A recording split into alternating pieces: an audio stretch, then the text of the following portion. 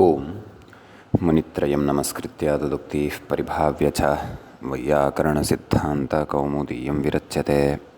सर्वेभ्यः श्रोतृभ्यः नमः। अस्माभिः गतपाठे यद्यत् पठितं तद् एकवारं स्मरामः। वैयाकरणसिद्धान्तकौमुदी इत्याख्यस्य ग्रन्थस्य समासाश्रयविधिप्रकरणे वयं भवामः। तत्र अस्य प्रकरणस्य चतुर्दशः पाठः गतपाठः प्रवृत्तः। तस्मिन् पाठे अस्माभिः प्रथमतया तु तत्र रात्रेः कृतिविभाषा इति सूत्रस्य उदाहरणानि दृष्टानि। नाम अवशिष्टः विचारः तस्य पाठस्य यः आसीत् सः विचारः कृतः। तत्र विशिष्य रात्रिं मन्यः इत्यत्रापि विकल्पेन मुं प्राप्यमाणः आसीत्, परन्तु तस्य तु अरुर्दुषितजन्तस्य इत्यादि सूत्रेण नित्यमेव मुं भवति इति विचारः अस्माभिः कृतः। ततः परं सहस्य सस्संज्ञायाम् इति सूत्रं पठितं। सः स्थाने स इति आदेशः भवति इति तस्य सपलाशम् इति रूपं साधितं। सहयुध्वा इति तु प्रत्युदाहरणं दृष्टं। ततः परं ग्रन्थान्ताधिके च इति सूत्रं पठितं। तस्य समुहूर्तं ज्योतिषमधीते इति ग्रन्थान्तार्थे उदाहरणं दृष्टम्। अधिकार्थे सद्रोणाखारी इति उदाहरणं दृष्टम्। ततः परं द्वितीये चानुपाख्ये इति सूत्रं पठितम्। अनुमेये द्वितीये सहस्य सह स्यात् इति तस्य सूत्रार्थः दृष्टः। स राक्षसीका निशा इति उदाहरणं साधितम्। ततः समानस्य छन्दस्य मूर्धप्रभृत्युदर्केषु इति यत् सूत्रं, तस्य सूत्रस्य अस्माभिः आरम्भः कृतः वर्तते। तत्र सूत्रं सूत्रार्थः च अस्माभिः चिन्तितः।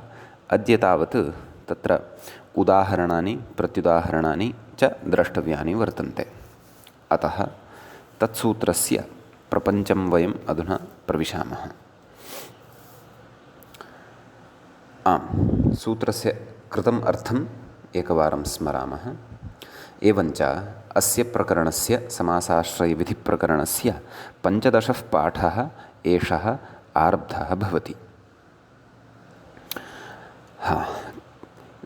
समानस्य छन्दस्य इत्यादि सूत्रस्य कः सूत्रार्थः इति चेत् समानस्य सह स्यात् उत्तरपदे, न तु मूर्धादिषु। मूर्धादयः ये परिगणिताः ते न इति समीचीनं। तत्र विशेषेण छन्दस्सम्बद्धम् इदं सूत्रं भवति। अर्थात् नाम छन्दसि एषा व्यवस्था उच्यमाना वर्तते। तर्हि इदं सूत्रं तु छन्दसि नाम छन्दसि या व्यवस्था अस्ति अथवा छन्दसि ये प्रयोगाः तत्र सन्ति व्यवहृताः, तेषां प्रयोगाणां निर्वाहाय खलु वानव। तर्हि सिद्धान्तकौमुद्यां तु पृथक्तया एव तत्र वैदिकप्रक्रिया इति प्रकरणं पृथक् एव सर्वान्ते निर्मितं वर्तते। तर्हि तत्रैव इदं सूत्रं कुतः न व्याख्यायते? तत्रैव अस्य सूत्रस्य व्याख्यानं कर्तुं शक्यते खलु। एतत् सर्वं वयम् अस्य सूत्रस्य समग्रमपि विचारं पठित्वा निर्णेष्यामः यत् सूत्रस्य अत्र पठनस्य किं प्रयोजनं। यतः अष्टाध्यायीक्रममनुसृत्य तु कौमुदी न प्रचलति इति वयं जानीमः। परन्तु तत्रापि यानि वैदिकानि सूत्राणि सन्ति तानि तु सर्वात्मना एव इतः बहिष्कृत्य अन्ते प्रकरणे उपन्यस्तानि वर्तन्ते। अतः तादृशी जिज्ञासा यदि जायेत तर्हि तस्याः जिज्ञासायाः समाधानं वयं सर्वान्ते एकवारं चर्चयामः। कथम् अत्र नाम किमर्थम् अत्र लौकिके अपि अस्मिन् प्रकरणे इदं सूत्रं व्याख्यातम्। अस्तु, भवतु। आम्, किम् अग्रे उदाहरणं किम् अस्ति तत् पश्यन्तु आदौ। अनुभ्राता सगर्भ्यः इति उदाहरणं साधनीयमस्ति अस्माभिः। सगर्भ्यः इति उदाहरणं तत्र वाजसनेयी संहितायां तत्र मन्त्रांशः कश्चन एषः, नाम वेदे एषः प्रयोगः कृतः वर्तते। कः? अनुभ्राता सगर्भ्यः इति खलु वैदिकः एषः प्रयोगः। नाम समानगर्भात् यः उत्पन्नः भवति सः सगर्भ्यः। तर्हि सगर्भ्यः इति प्रयोगः साधनीयः वर्तते। अत्र तत्र विग्रहः कथं कर्तव्यः, नाम अत्र तद्धितविषयः वर्तते। अतः आदौ अत्र समाने गर्भे भवः एवं रीत्या विग्रहः कर्तव्यः। तत्र नाम तद्धितप्रक्रिया अत्र भवति आदौ। तर्हि समाने गर्भे भवः इति विग्रहे समान ङि गर्भज्ञि इति स्थितौ तद्धितार्थः अत्र विवक्षितः इति कृत्वा समानगर्भ अनयोः तत्र तद्धितार्थोत्तरपदसमाहारे च इत्यनेन सूत्रेण तद्धितार्थविषये गम्यमाने समासः भवति। अतः एव तद्धितार्थः यः अत्र चर्चनीयः अस्ति अस्माभिः विशिष्य तमर्थं पुरस्कृत्य अत्र वयं विग्रहं प्रदर्शयामः आदौ। नाम समाने गर्भे भवः एवं रीत्या। तद्धितार्थोऽत्र पौरुषालः इति यथा अस्माभिः पठितं खलु, तत्र पौरुषालः इत्यस्य भवतां परिचयः अस्ति एव। यथा तन्निर्मितं तद्वद् अत्रापि तेन नाम तद्धितार्थविषये अत्र समासः अवगन्तव्यः एवं खलु। तर्हि समासः प्रातिपदिकसंज्ञा सुब्लुक् समानगर्भ इति आयाति। समीचीनं। समानगर्भ इत्यवस्थायां सूत्रमस्ति यदस्माकं किं समानस्य छन्दस्य मूर्धप्रभृत्युदर्केषु इत्यनेन सूत्रेण तत्र समान इति शब्दस्य स्थाने स इति आदेशः। तर्हि सगर्भ इति लभ्यते। सगर्भ इति शब्दात् तत्र पश्यन्तु मूले एव तत्र कथयिष्यति अग्रे उदाहरणानि प्रदाय। पश्यन्तु, वयम् उदाहरणं किं साधयन्तः स्मः? अनुभ्राता सगर्भ्यः। तदनन्तरं साधनीयम् अस्माभिः अनुसखा सयूथ्यः, यो न सनुत्यः, यो नः सनुत्यः इत्यपि अनन्तरम् उदाहरणं साधनीयं। कथयति तत्र भवः इत्यर्थे सगर्भसयूथसनुताद्यन् इति तद्धितेषु सूत्रमेकं पठिष्यते। सनुताद्यत् यत् यत् यत् इति प्रत्ययविधायकं तद्धितसूत्रम् अग्रे पठिष्यते।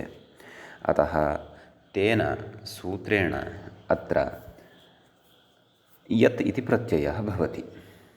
अतः सगर्भय इति स्थितिः जायते। सगर्भय इत्यवस्थायां भसंज्ञकस्य सगर्भ इत्यस्य तत्र यस्येति च इत्यनेन लोपः भवति। नाम तस्य अकारस्य लोपः भवति। सगर्भय मेलनेन सगर्भ्य इति जायते। सगर्भ्य इति शब्दात् ततः ऋत्वविसर्गादिकं कृत्वा सगर्भ्यः इति प्रयोगः सिद्धः भवति। समीचीनम्। अतः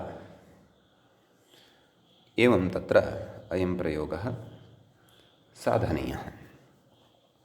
तत्र अनुभ्राता इति अस्मिन् नाम अत्र पाठः विच्छिन्नः नाम तत्र अनु इति पृथक् दृश्यमानं वर्तते, भ्राता इति पृथक् दृश्यमानं वर्तते।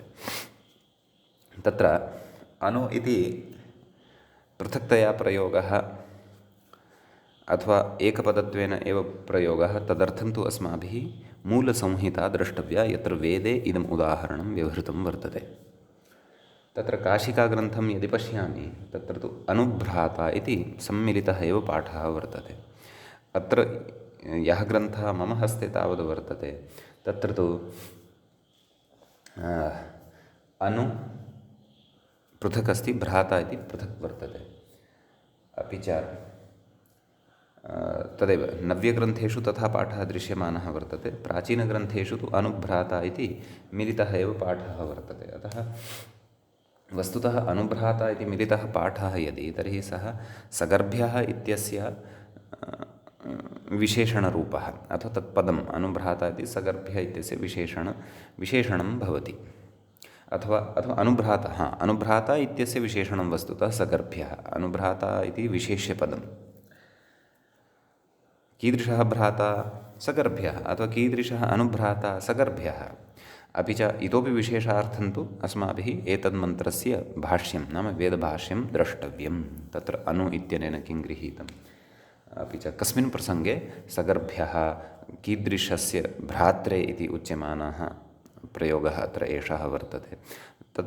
तद्विशेषज्ञानार्थं तु वेदभाष्यं द्रष्टव्यं भवतु इति वाजसनेयीसंहितायाः तत्र एकम् उदाहरणं दृष्टम्। इदानीं तस्याः एव संहितायाः अन्यदपि उदाहरणं वर्तते। तत्रैव अनुसख्या किमस्ति अनुसख्या सयूथ्यः नैव अनुसखा सयूथ्यः इति अस्माभिः साधनीयं वर्तते। एवं खलु? तर्हि तत्र समाने यूथे भवः, यूथः नाम समूहविशेषः। तर्हि समाने यूथे भवः इति लौकिकविग्रहः, समानङि यूथङि इति अलौकिकविग्रहः, तद्धितार्थोत्तरपदसमाहारे च इत्यनेन समासः प्रातिपदिकसंज्ञा सुबुलुक् समानयूथ इत्यवस्थायां समानस्य छन्दसि अमूर्धप्रभृत्युदर्केषु इत्यनेन सूत्रेण अत्र वेदस्य विषये गम्यमाने समानशब्दस्य स्थाने स इति आदेशः। अतः स यूथ इति लभ्यते। स यूथ इत्यस्मात् यत् इति प्रत्ययः। तत्र तदेव केन यत् सूत्रं मूले पठितमेव, पठिष्यमाणं सूत्रम् अग्रे पठिष्यते। सगर्भसयूथसनुताद्यत् इत्यनेन सूत्रेण यत् इति प्रत्ययः। अतः सगर्भ या भत्वात् भकार सगर्भ इत्यस्य अन्त्यस्य अकारस्य लोपः, सगर्भ या सगर्भ्या नैव अत्र गर्भशब्दः नास्ति, क्षन्तव्यः, यूथ इति शब्दः वर्तते। अतः सयूथ या, यतः यूथशब्दः अपि अस्ति खलु तद्धित यत् प्रत्ययविधायकसूत्रे सगर्भयूथ, अतः क्षन्तव्यः सयूथ इति शब्दः अपि वर्तते। सयूथ यत्, सयूथ यत्, यतः विग्रहः कथं कृतः समाने यूथे भवः इति। अतः यूथशब्दः एव अत्र ग्राह्यः, किमपि नास्ति। यथा सगर्भ्यशब्दस्य सिद्धिः कृता तद्वत् सयूथ्य इति शब्दस्यापि सिद्धिः तावदेव। सयूथ य भत्वात् आरोपः, सयूथ य सयूथ्य। अतः तत्र नाम तदेव समाने एव यूथे नाम समूहविशेषे यः भवति सः सयूथ्यः इत्युच्यते। सः कः? सखा इति। अग्रिमम् उदाहरणं पश्यन्तु। योनः सनुत्यः। तत्र योनः सनुत्यः इति ऋग्वेदस्य तत्र द्वितीयमण्डलस्य 30 सूक्तस्य 9मस्य मन्त्रस्य भागः अस्ति एषः। कः? योनः सनुत्यः। ऋग्वेदः 239 अर्थात् द्वितीयं मण्डलं भवति, 30 मन्त्रः भवति, 30 सूक्तं भवति, 9मश्च मन्त्रः भवति। एषा सङ्ख्या अत्र नोक्ता वर्तते। परन्तु मया एषा सङ्ख्या काशिकाग्रन्थं दृष्ट्वा भवतां कृते उच्यमाना वर्तते। नाम नव्यग्रन्थेषु एषा सङ्ख्या नोक्ता वर्तते, नाम वेदे क्व अस्ति इति। काशिकायाः इदं वैशिष्ट्यम् अस्ति, सर्वमपि विषयं स्पष्टतया वदति। सूत्रार्थमपि सः सूत्रार्थः स्पष्टो वा भवतु, सरलो वा भवतु, कथञ्चित् वा भवतु, समग्रं सूत्रार्थं सम्यक्तया वदति। भवन्तः कदापि कञ्चन किमपि सूत्रं यदि उद्घाट्य पश्यन्ति तर्हि तस्य सूत्रार्थः तेन स्पष्टतया उक्तः भवति। अस्तु, तत्तद्ग्रन्थस्य स्वस्ववैशिष्ट्यम्। अतः ऋग्वेदे अयं प्रयोगः कृतः, सनुत्यः इति। तर्हि तत्र विग्रहः कथं? समाने नुते भवः। तत्र सनुत्यः इत्यस्य क्वचित् टीकायां शत्रु इति अर्थः दृश्यमानः वर्तते, शत्रुः इति, अथवा तत्र तदेव यः शत्रुः वा अथवा कश्चन आतङ्कस्य कर्ता, आतङ्कवादी, तादृशः अर्थः उच्यमानः वर्तते। यद्यपि णु धातुः स्तुत्यर्थे अपि वर्तते, तस्य नोणः इति कृत्वा नु इति अवशिष्यते, परन्तु अत्र नुत इति नु धातोः क्तप्रत्ययान्तता या दृश्यते, नाम समाने नुते भवः इति यः अर्थः स्वीकृतः वर्तते, तत्र नुतशब्दः, सनुत्यः इत्यत्र यः नुत् इति शब्दः प्रयुक्तः वर्तते, तेन अत्र विशिष्य कः अर्थः विवक्षितः इत्येतदर्थं तु ऋग्वेदः उद्घाटनीयः। तत्र सायण दयानन्दादीनां भाष्याणि द्रष्टव्यानि। तत्र अपि च ऋग्वेदे कः तत्र प्रसङ्गः प्रचलति, कस्मिन् प्रसङ्गे अयं मन्त्रः पठितः, तत्र च नुतशब्देन कः अर्थः गृहीतः इति विस्तरेण ज्ञानार्थं तु तत्र ऋग्वेदभाष्यम् अथवा ऋग्वेदस्य मन्त्रस्य प्रकरणस्य अर्थः अनुसर्तव्यः भवति। भवतु नाम सद्यः वयम् अस्य रूपस्य सिद्धिं कुर्मः, सनुत्यः। तर्हि तत्र समाने यूते भवः इति विग्रहः, ततश्च तदेव अलौकिकविग्रहः समानङि नुत ङि, अन्या सर्वापि प्रक्रिया पूर्ववदेव।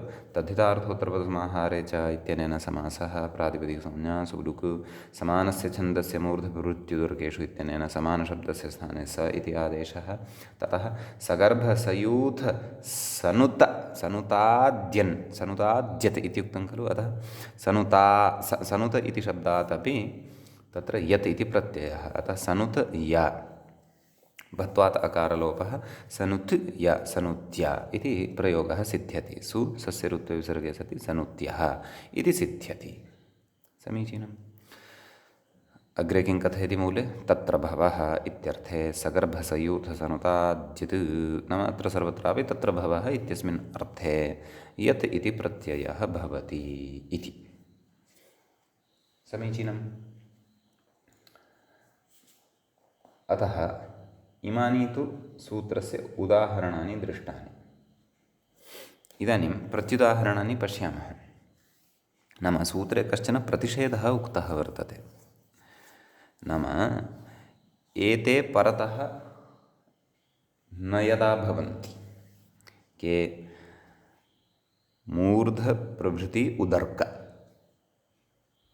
एते शब्दाः यदा उत्तरपदत्वेन न भवन्ति। अस्माभिः यानि उदाहरणानि दृष्टानि तानि त्रीणि, तेषु त्रिष्वपि उदाहरणेषु तत्र मूर्धप्रभृति उदर्क इति शब्दत्रये यः कोऽपि शब्दः उत्तरपदत्वेन न दृश्यते। प्रथमे तावत् तत्र गर्भशब्दः दृष्टः समानशब्दात् परतः, द्वितीये यूथशब्दः दृष्टः समानशब्दात् परतः, तृतीये नुतशब्दः दृष्टः समानशब्दात् परतः। यः कोऽपि तत्र प्रतिषिद्धेषु कोऽपि शब्दः न दृष्टः, अतः एव समानशब्दस्य स्थाने स इति आदेशः जातः। एते तु यदा परतः भवन्ति तदा तु समानशब्दस्य स इति आदेशः न भवति, समानशब्दः तथैव तिष्ठति। एवं खलु यथा तत्र प्रत्युदाहरति समानमूर्धा मूर्धशब्दः परतः अस्ति खलु अतः अतः तत्र समानः मूर्धा येषाम् अथवा समानः मूर्धा यस्य अथवा ययोः इति वा वक्तुं शक्यते। समीचीनम्। अतः तत्र समान सु मूर्धन् सु एकवचने अपि साधयितुं शक्नुमः, बहुवचने अपि साधयितुं शक्नुमः। अतः समानः मूर्धा यस्य सः मूर्धा इत्यत्र कः शब्दः? नकारान्तः शब्दः मूर्धन् इति। अतः समानमूर्धन् इत्यवस्थायां तत्र समानशब्दस्य स्थाने स इति आदेशः न भवति। कुतः? अमूर्धप्रभृत्युदर्केषु इति निषेधात्। न मूर्धप्रभृत्युदर्केषु इति खलु तत्र विग्रहः कृतः।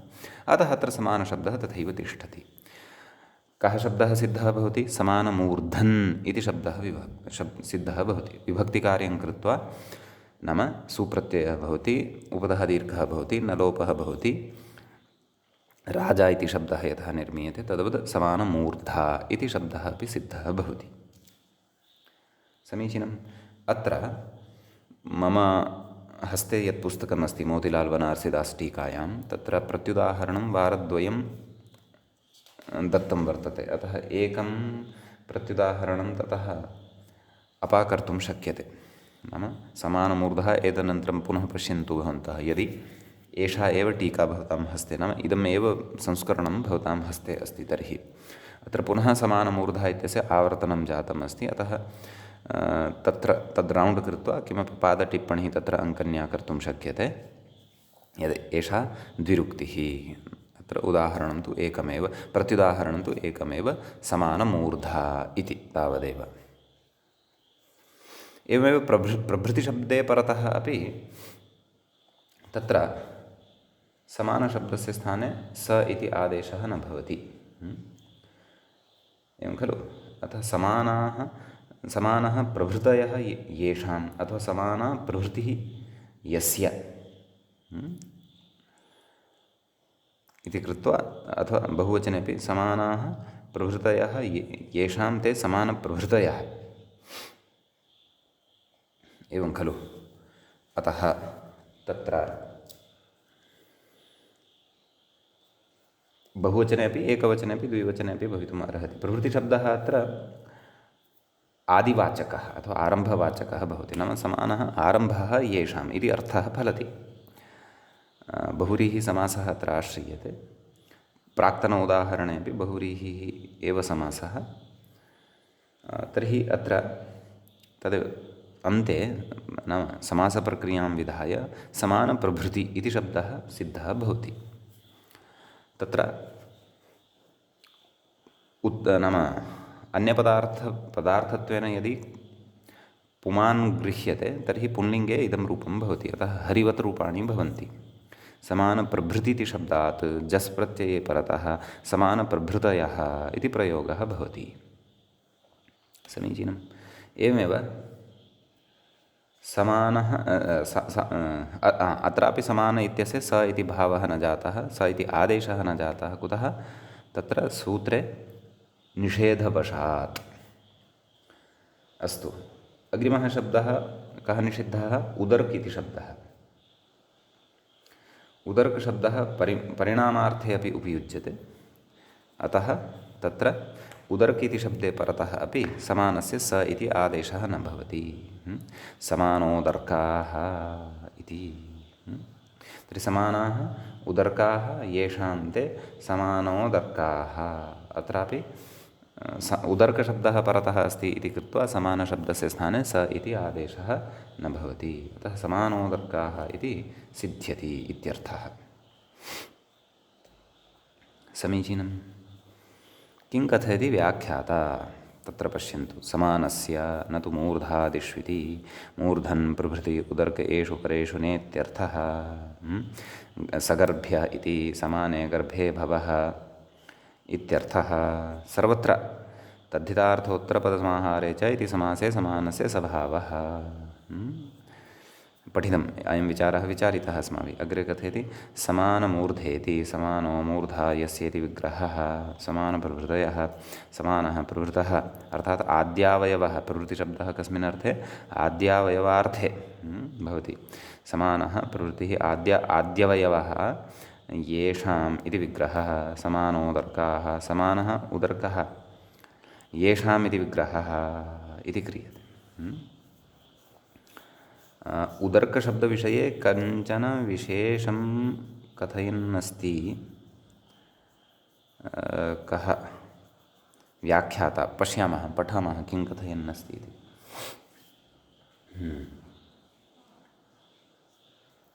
कथयति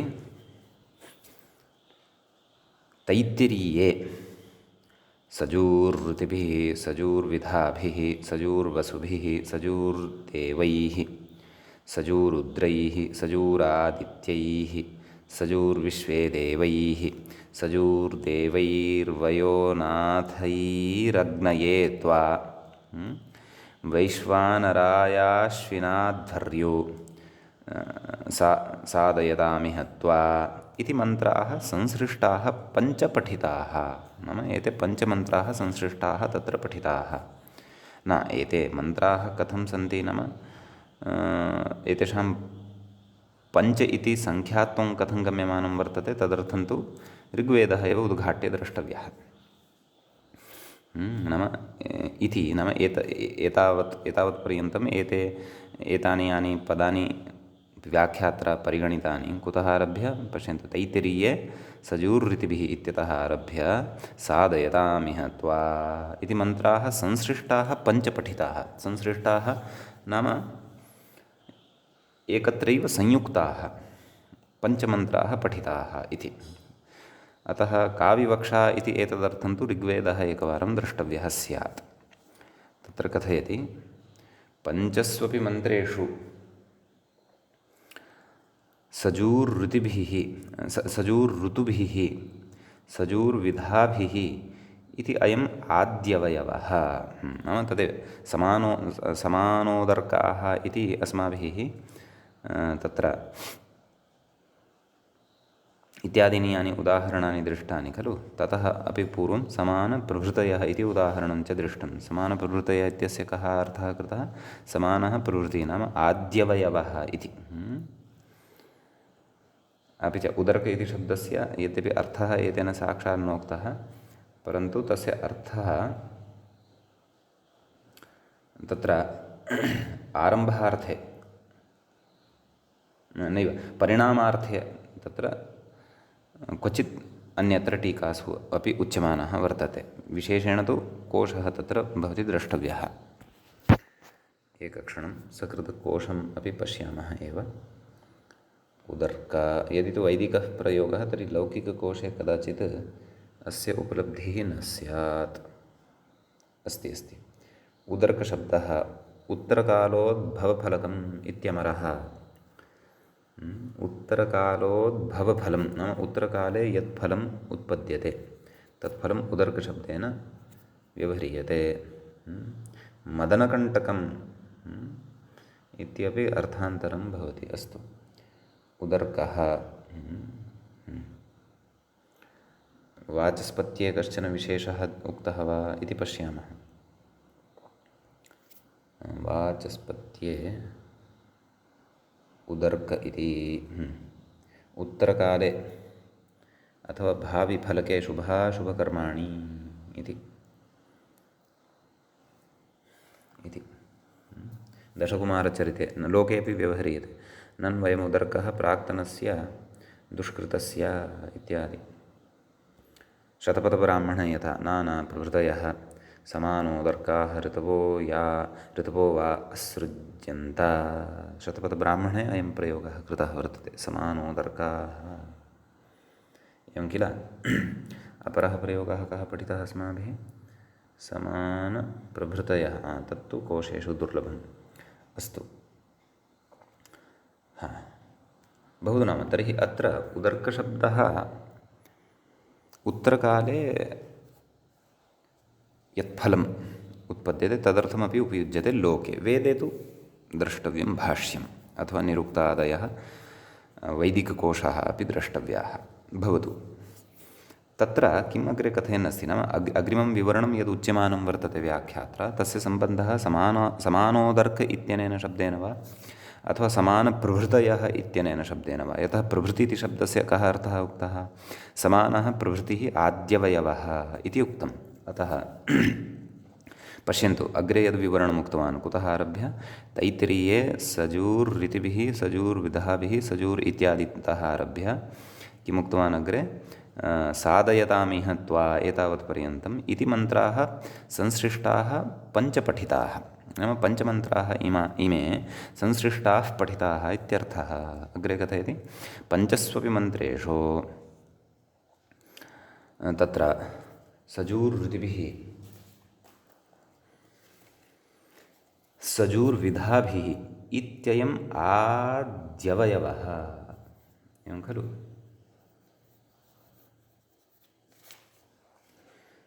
नाम तत्र पश्यन्तु, अत्र यद्यपि स्पष्टतया संसृष्टाः मन्त्राः स्पष्टतया न दत्ताः सन्ति व्याख्यात्रा, तत्र अर्धविरामम् आदाय तत्र पदानि पठितानि सन्ति। तर्हि इमानि पदानि पदपाठत्वेन पठितानि वा अथवा पञ्चसंसृष्टाः मन्त्राः तत्र सम्मिश्रे पठिताः वर्तन्ते वा इति एतदर्थं तु ऋग्वेदव्यवस्था द्रष्टव्या।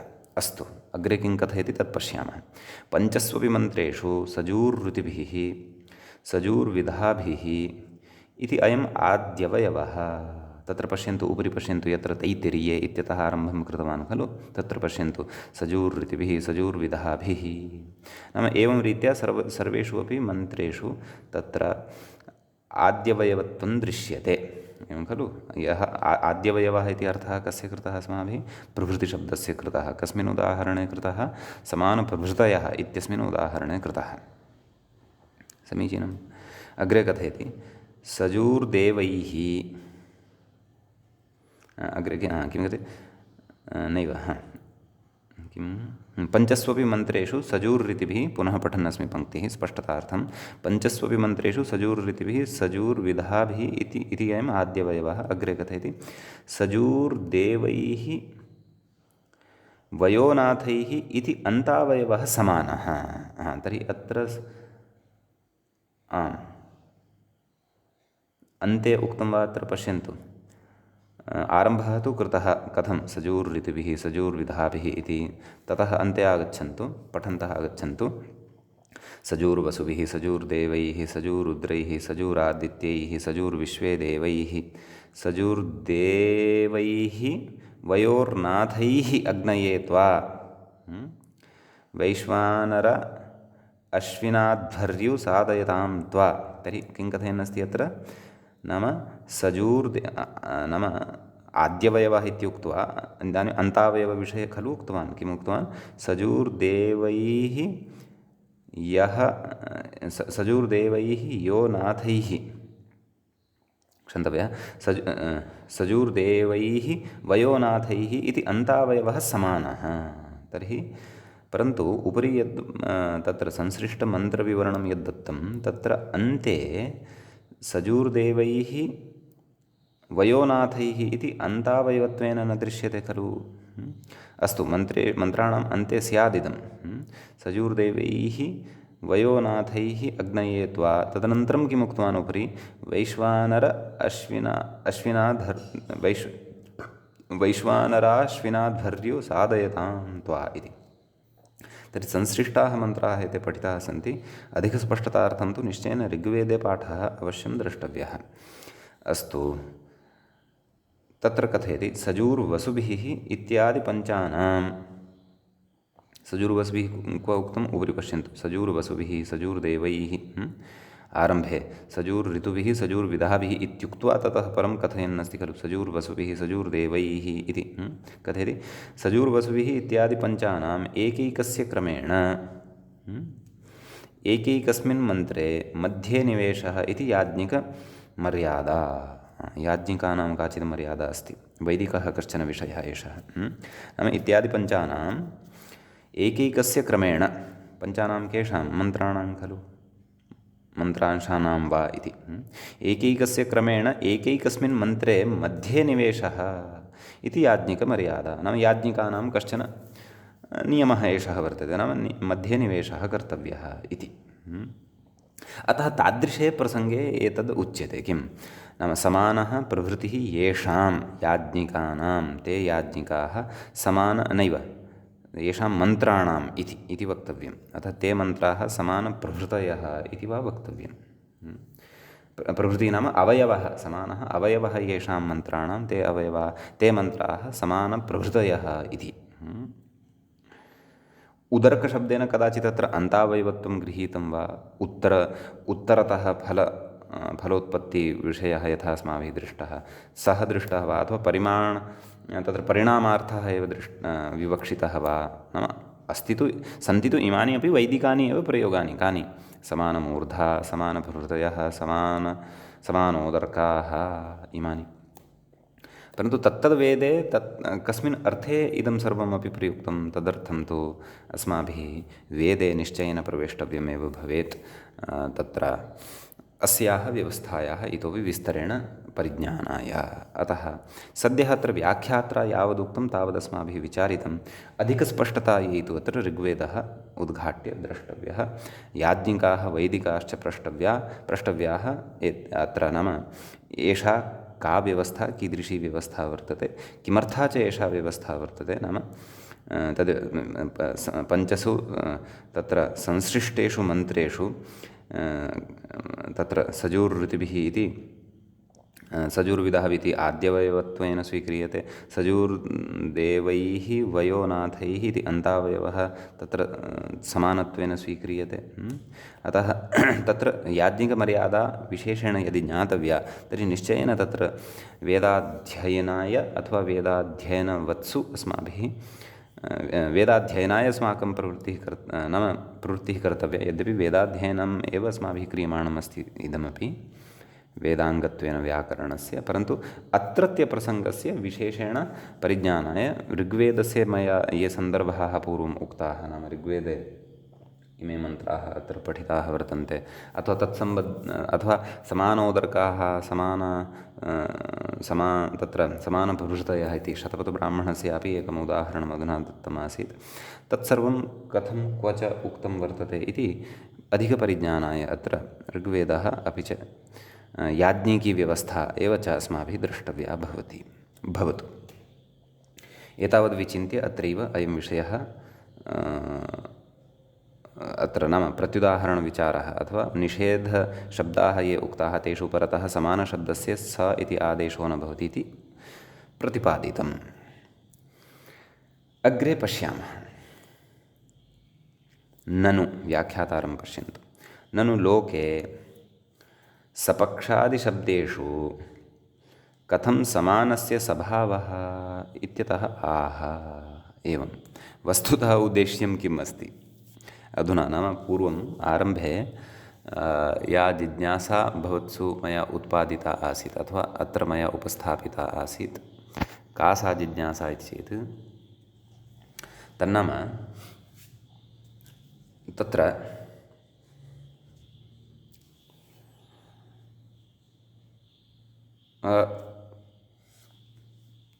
छन्दसां सर्वाणि उदाहरणानि खलु दृष्टानि अस्माभिः। किमर्थम् अत्र आगत्य वैदिकप्रकरणे एव खलु इदमपि सूत्रं तत्र उपन्यसनीयम्। अत्र वस्तुतः लौकिकानि उदाहरणानि यानि वर्तन्ते, कानि सपक्षः, साधर्म्यं, सजातीयम् इत्यादीनि साधनीयानि वर्तन्ते। अतः तेषाम् उदाहरणानां साधनवशात् अत्र इदं सूत्रं व्याख्यातम् इति। यतः समानस्य स्थाने स इति आदेशः भवति, परन्तु तत्र समानस्य स्थाने स इति आदेशः लोके यः दृश्यते, नाम सपक्षः, साधर्म्यं, सजातीयं, तदर्थं पृथक्तया सूत्रमेव नास्ति भोः। तद् युक्त्या ते प्रयोगाः युक्त्या साधनीयाः। अतः सा युक्तिः का इति चेत् तदर्थं तत्र समानस्य छन्दस्य मूर्ध इत्यादि सूत्रं स्वीकृत्य तस्य योगविभागः कर्तव्यः। समान इति एकं सूत्रं, समानस्य इति एकं सूत्रं, छन्दस्य मूर्धवृद्धिर्केषु इति एकं सूत्रं। तर्हि समानस्य इति एकेन सूत्रेण तु समानस्य स इति आदेशः लोके भविष्यति। अपि च छन्दस्य मूर्धवृद्धिर्केषु इति द्वितीयं सूत्रं यद् वर्तते तत्र समानस्य इत्यस्य अनुवृत्त्या स इत्यस्य च अनुवृत्त्या वैदिकाः प्रयोगाः अपि रक्षिताः अथवा अन्वाख्याताः भविष्यन्ति। अतः एतदर्थं तत्र वैदिकं सूत्रम् अत्र प्रकरणे उपात्तम् इदं तत्र प्रयोजनम् अस्ति भवतु। व्याख्याता किं कथयति? ननु लोके सपक्षादिशब्देषु, तदेव सपक्षादयः ये शब्दाः मूले उक्ताः वर्तन्ते, किं कथयति? कथं समानस्य स्वभावः? यतः प्रकृते यत् सूत्रं पठितं तत्र तु साक्षात् उक्तं किं छन्दसि, नाम समानस्य छन्दसि, नाम वेदे एव इति। किं कथयति? इत्यतः आह किमाह? समानस्य योगो विभज्यते, मूले पश्यन्तु, समानस्य इति योगो विभज्यते नाम योगविभागः क्रियते, सूत्रद्वयं क्रियते। योगः नाम सूत्रम् अथवा अष्टाध्यायी, अष्टाध्यायी अपि योगशब्दवाच्या, सूत्रम् इत्यपि योगशब्दवाच्यम्। अस्तु, कथयति व्याख्यातारं पश्यन्तु। तथा च समानस्य सह स्यात् इति वाक्यान्तरं सम्पद्यते, नाम समान इति शब्दस्य स्थाने स इति आदेशो भवति इति अन्यत् वाक्यं सम्पन्नं भवति इत्यर्थः। तत्र छन्दसि इत्यभावात् समानस्य इति यदि सूत्रं कुर्मः तत्र छन्दसि इति न भवति, यतः इदानीं सूत्रद्वयं जातं। छन्दस्य मूर्धप्रवृत्त्यदुर्केषु इति इदानीं द्वितीयं सूत्रं प्रवृत्तं। वेदविषयः द्वितीयसूत्रे अधुना अस्ति, समानस्य इत्यत्र तु नास्ति। तदेव कथयन् अस्ति, तत्र छन्दसि इति अभावात् लोके अपि क्वचित् भवति इति लभ्यते इति भावः। नाम एषः अर्थः लभ्यते इति। उदाहरणं किं? सपक्षः। कथं विग्रहः? समानः पक्षः यस्य इति विग्रहः। समीचीनम्। अतः तत्र समानसु पक्षसु इत्यवस्थायां समान इति शब्दस्य स्थाने स इति आदेशः, सपक्ष इति सिद्ध्यति। सु स्वस्य ऋत्वविसर्गे सति सपक्षः इति जायते। अन्यां प्रक्रियां भवन्तः अत्र बहुव्रीहिसमासस्थां प्रक्रियां जानन्ति एव। एवमेव साधर्म्यम् इति कथयति? समानः धर्मः यस्य सः सधर्मा इति कथयति खलु। तर्हि तत्र समानः धर्मः यस्य सः सधर्मा इति खलु विग्रहः प्रदर्शितः वर्तते एतेन। तत्र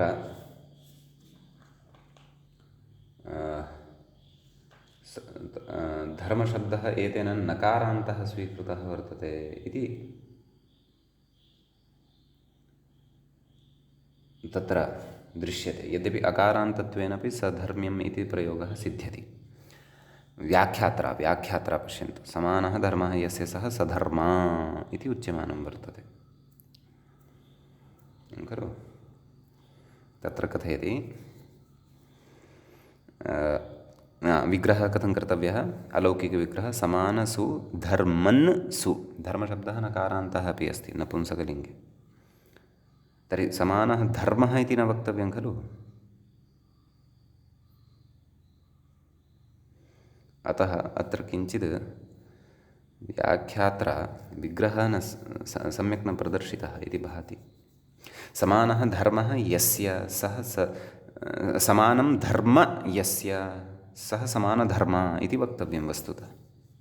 यतः धर्मशब्दः नपुंसकलिङ्गे अपि अस्ति इति कृत्वा धर्मधर्मणि धर्माणि एवं रीत्या प्रयोगाः भवन्ति। यत्र तु पुल्लिङ्गे अस्ति तत्र तु धर्मः धर्मौ धर्माः इत्येव खलु वक्तव्यम्। अतः अत्र किञ्चित् गडबड अस्ति इति भाति मम। अथवा सधर्मा इति न वक्तव्यं। समानः धर्मः यस्य सः सधर्मः आदौ पुल्लिङ्गम् आदाय स्वीकुर्मः वयं। समीचीनं। समानः धर्मः यस्य सः सधर्मः। ततः समान इत्यस्य स्थाने स इति आदेशः कथयति। समानस्य स्वभावः योगविभागेन। तस्य भावः साधर्म्यं। तर्हि सधर्म इति शब्दात् तस्य भावः इत्यस्मिन् अर्थे श्ञञ् इति प्रत्ययः भवति। केन भवति तत् कथयन्नस्ति। ब्राह्मणादित्वात् श्ञञ्। गुणवचनब्राह्मणादिभ्यः कर्मणि श्ञञ् च एतेन श्ञञ् प्रत्ययः क्रियते। अतः का स्थितिः जायते। सधर्म श्ञञ्। श्ञञ् ङित् अस्ति, तस्य य अवशिष्यते, आदिवृद्धिः भवति तद्धितेषु चामादेः। अतः साधर्म य भत्वात् धर्म इत्यत्र मकारोत्तरवर्ति लोपः। साधर्म य साधर्म्य इति सिद्ध्यति। ततः सुप्रत्ययः तस्य स्थाने अम् साधर्म्यम् इति प्रयोगः सिद्धः भवति। समीचीनम्। एवञ्च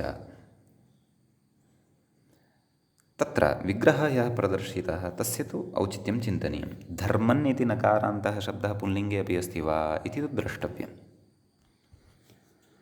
तदर्थम् एकवारं कोशः द्रष्टव्यः।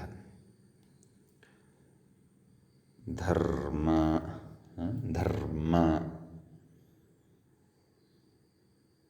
अर्धर्चादिगणत्वात् नपुंसकलिङ्गे अपि अस्ति। अस्तु, अङ्गीकुर्मः, नपुंसकलिङ्गे अपि अस्ति।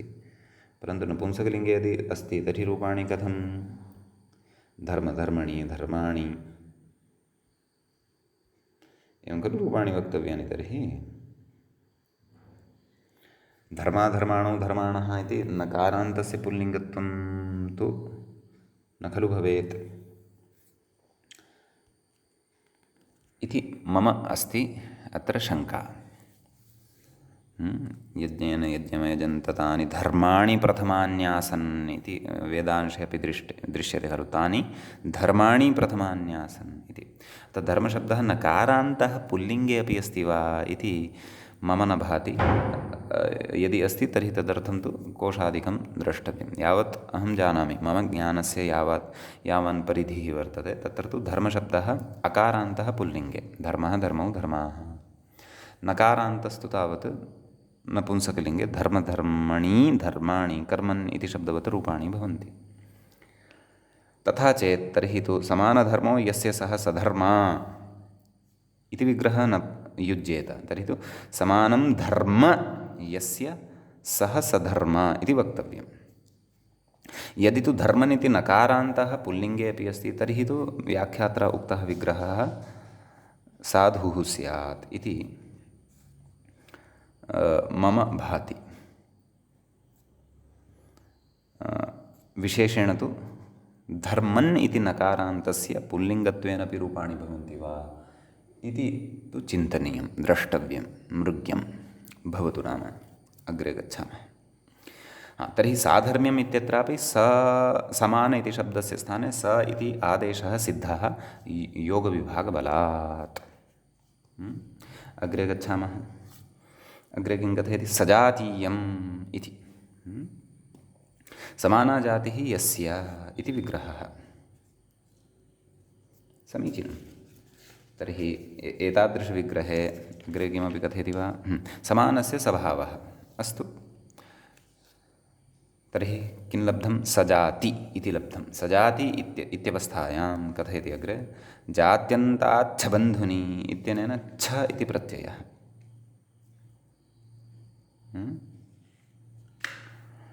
जात्यन्ताच्छबन्धुनि इत्यनेन सूत्रेण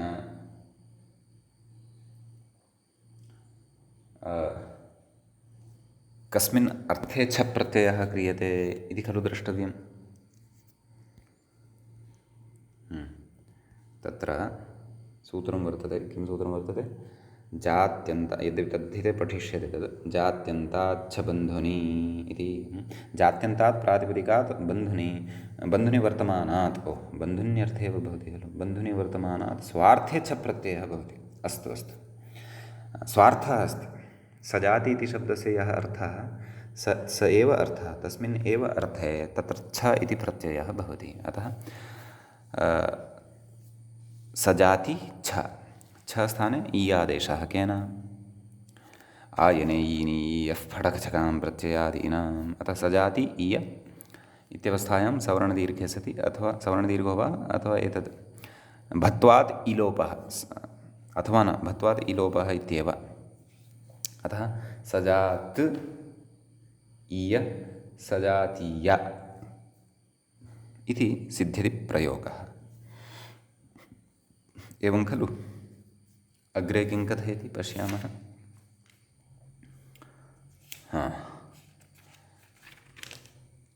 इत्यादीति इत्यादीति मूले उक्तं खलु तेन सपक्षः साधर्म्यं सजातीयम् इत्यादि सिद्धं नाम सङ्ग्राम इत्यादि सङ्ग्रहः सङ्ग्राम इत्यपि सिद्ध्यति भोः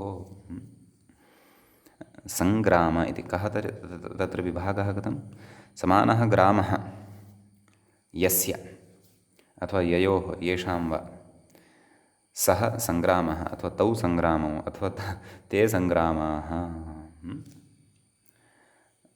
इति तत्र समानशब्दे स्वीकारे।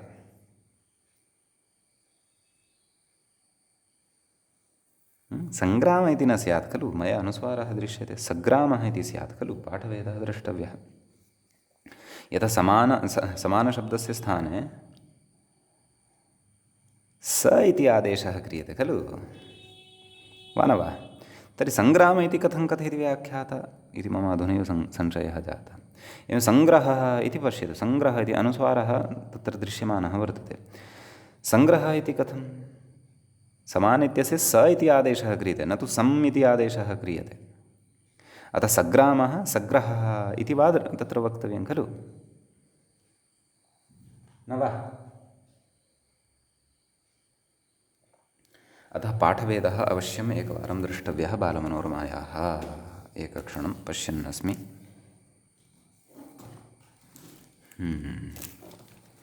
तत्र किं कथयति पश्यन्तु। गोपालदत्तपाण्डेवर्येण सम्पादितः पाठः मया दृश्यमानः वर्तते। बालमनोरमा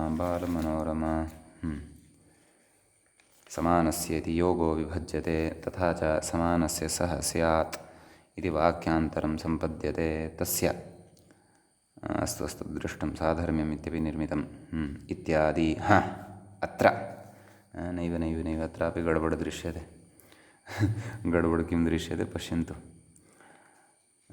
इत्यादि इति अनन्तरं पाठं शृण्वन्तु। सग्राम इत्यादि न न सम्यगेव सम्यगेव सम्यगेव सम्यगेव सम्यगेव अत्र किमुक्तं सङ्ग्राम इत्यादि सङ्ग्रहः ओहो सम्यक् सम्यक् सङ्ग्रहः इत्यतु सम्यक् नाम सग्राम इत्यादीनां प्रयोगाणां सङ्ग्रहः कर्तव्यः इत्यादि शब्देन इत्यर्थः। नाम ते अन्येपि शब्दाः अत्र ज्ञातव्याः इत्यर्थः। प्रयोगं दृष्ट्वा अस्माभिः समान इत्यस्य स्थाने स इति आदेशः एवं योगविभागेन कर्तुं शक्यते इत्यर्थः। समीचीनं।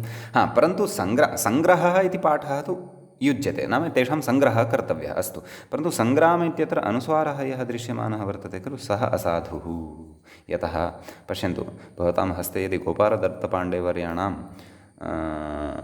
तत्र पाठः अस्ति यदि तत्र पश्यन्तु तत्र सग्राम इत्येव उक्तं वर्तते तदेव मम भ्रान्तिः जाता कथं भोः सङ्ग्राम इति पाठः तु न युज्यते यतः स इति आदेशः क्रियते तत्र न तु सम् इति आदेशः क्रियते। सम् उपसर्गपूर्वकः तत्र ग्राम इति यः शब्दः श्रूयते सम् इति प्रादिपूर्वकः ग्राम इति यः शब्दः श्रूयते तस्य तु भिन्नः एव अर्थः सङ्ग्राम इति सः न अत्र विवक्षितः अत्र। अतः जागरूकैः भाव्यं मम टीकायाम् अथवा मोतिलाल् बनारसीदास् टीकायां तत्र सङ् इति अनुस्वारः यः दृश्यते तेन गडबड क्रियमाणं वर्तते। अतः तत्र पादटिप्पणी अथवा तत्र पार्श्वे एव अङ्कन्या स इति लिखन्तु।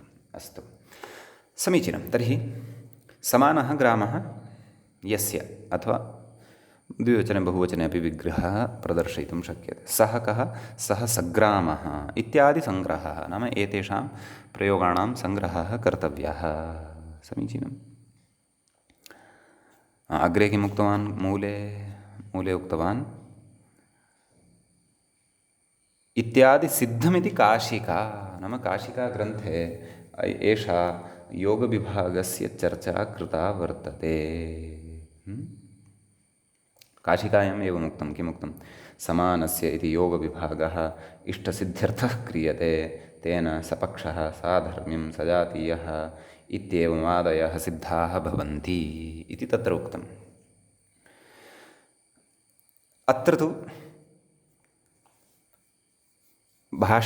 काशिकायाः योगविभागप्रदर्शने काचित् अरुचिः, कस्य?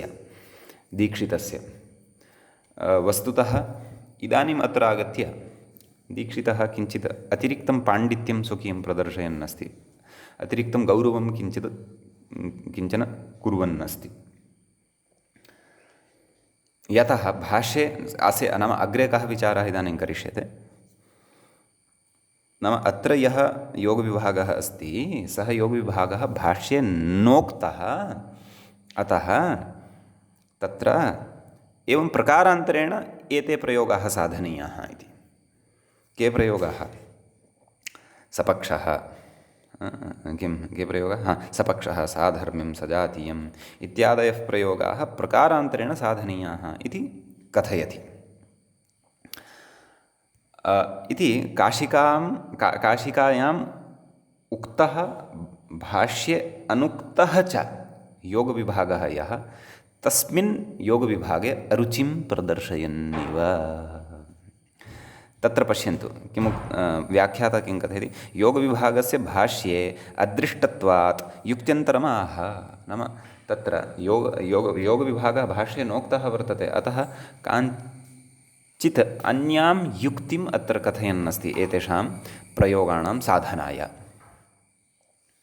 वस्तुतः युक्त्यन्तरं प्रदर्शयति इत्येव वक्तव्यं। योगविभागे अस्य अरुचिः वर्तते इति न वक्तव्यं। वस्तुतः अरुचिः यदि स्यात् तर्हि तु साक्षात् वदेत्, परन्तु अरुचिः अस्ति इति मम भाति। कुतः? यदि योगविभागेन एव एषः सन्तुष्टः तर्हि युक्त्यन्तरं किमर्थं प्रदर्शयेत्? यतः भाष्ये अनुक्तम् अपि योगविभागम् एषः स्वयमपि आश्रयति खलु। कः? दीक्षितः। भवद्भिः पठितं स्यात्। क्व? अव्ययं विभक्ति समीपसमृद्धि इत्यादि सूत्रपठनसमये अव्ययम् इति एकं पृथक् सूत्रं कृतं, विभक्ति समीपसमृद्धिः इति पृथक् सूत्रं कृतं। किमर्थम्? अपदिशम् इत्यादयः प्रयोगाः साधनीयाः। समीचीनम्। तत्र किं कथयति? नाम तत्र अपदिशमिति कोशप्रामाण्यम् आदाय कथयति, नाम कोशे व्यवहृतम्। अतः किं भोः, साधर्म्यं सजातीयाः एतेपि प्रयोगाः शिष्टैः एव प्रयुक्ताः खलु, अतः एतेषामपि साधनाय तत्र योगविभागः कर्तव्यः। अतः यथा तत्र भवता योगविभागः कृतः आदृतः, भाष्ये च न उक्तः सः योगविभागः, तद्वद् अत्रापि योगविभागः अङ्गीकर्तुं शक्यते खलु। अतः का अपेक्षा युक्त्यन्तरस्य इति कश्चन पक्षः। अथवा दीक्षितः योगविभागमपि इच्छति, परन्तु अन्या अपि काचित् युक्तिः वर्तते, अन्यया युक्त्या अपि अत्र एवं रीत्या एते प्रयोगाः साधयितुं शक्यन्ते इति तत्र युक्त्यन्तरमपि प्रदर्शयति। एवं वा तत्र समन्वयनं कर्तव्यम्। अतः व्याख्याता किं कथयति? युक्त्यन्तरं किम् अस्ति तत्तु ज्ञातव्यमस्ति अस्माभिः, तत्तु एतावता न ज्ञातं वर्तते। अतः व्याख्याता किं कथयति? योगविभागस्य भाष्ये अदृष्टत्वात् युक्त्यन्तरमाह। किमाह? अथवेति। तद्युक्त्यन्तरं तु अस्माभिः अग्रिमे पाठे द्रक्ष्यते। तत्र सन्ति केचन विशिष्टाः विचाराः। अतः अद्यतनपाठे तु वयं तावत् एतावन्तम् एव विषयम् अत्र पठित्वा उपसंहरन्तः स्मः। एवञ्च यद्यपि तदेव अतीव सूक्ष्माः विचाराः अस्मिन् सूत्रे आसन्, अपि च वेदस्य अपि कश्चन विषयः पूर्वं चर्चितः, योगविभागस्य चर्चा तत्र अपेक्षिता इति कृत्वा तत्र दीक्षितेन एतत् सूत्रमादौ, दीक्षितेनापि एतद् वैदिकं सदपि इदं सूत्रमादौ स्वीकृतम्। एतत् सूत्रव्याजेन तत्र योगविभागचर्चा, काशिकायां योगविभागचर्चा अपि अत्र उक्ता, पुनश्च इदानीं युक्त्यन्तरमपि कथयिष्यति। तद्वयम् अग्रिमपाठे द्रक्ष्यामः। अद्य तावत् अत्रैव मङ्गलं भवति। मुनित्रयं नमस्कृत्य उक्तिः परिभाव्य च वैयाकरणसिद्धान्तकौमुदीयं विरच्यते। सर्वेभ्यः श्रोतृभ्यः नमः। एवञ्च समासाश्रयविधिप्रकरणस्य 15 पाठः एषः समाप्तं